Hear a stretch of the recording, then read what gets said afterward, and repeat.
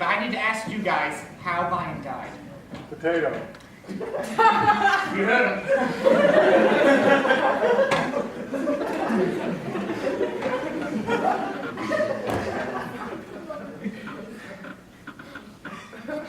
Hello. Thank you all for gathering here today. I know this all came as a shock to all of us. Poor Richard here was loved by all, and we all know what he was famous for, and that, of course, is potato launchers. Richard got his start at potato launchers in about 12th grade when he found a can of hairspray, shoved it into a bottle, blew it up, and then he lit the bottle on fire, and he actually blew off 2 of his fingers. Those 2 fingers flew over his neighbor's garden, and they landed in the hedge, which his neighbor saw, and fortunately, being a retired rocket scientist, his neighbor took him under his wing, taught him sort of all about the rudimentaries of aerodynamics and astrophysics in his garage. And of course, what are you going to do with all that knowledge but build a potato launcher?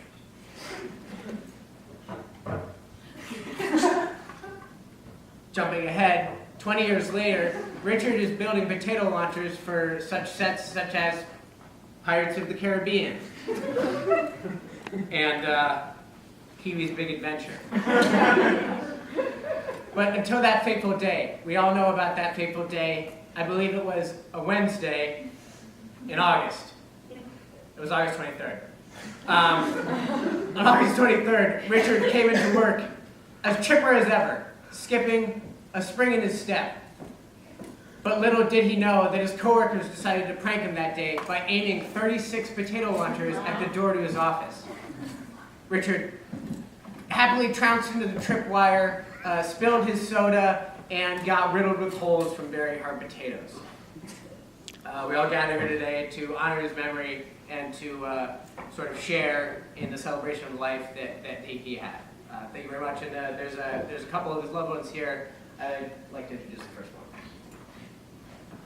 My name's Spud.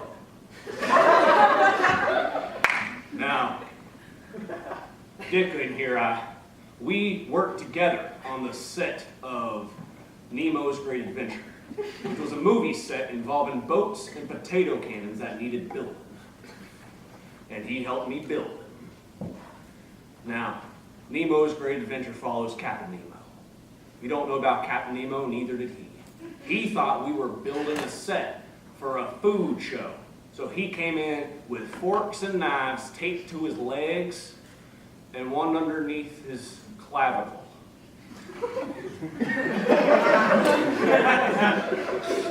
Now, when he came in, he was so trying to convince us that this was the correct movie set that he did jumping jacks. Numerous jumping jacks for Apple Jacks. We had to kick him in the legs, break them both, so he was on the ground crawling before he realized this was a seafood show. Now, one final thing I'd like to say about him is his love of painting. He loved to paint everything. Over priceless paintings, over price-full paintings. He wanted everything to be covered in a purplish tinge. And that's what he did to the day he died, when he tinged his way and covered red everywhere we worked.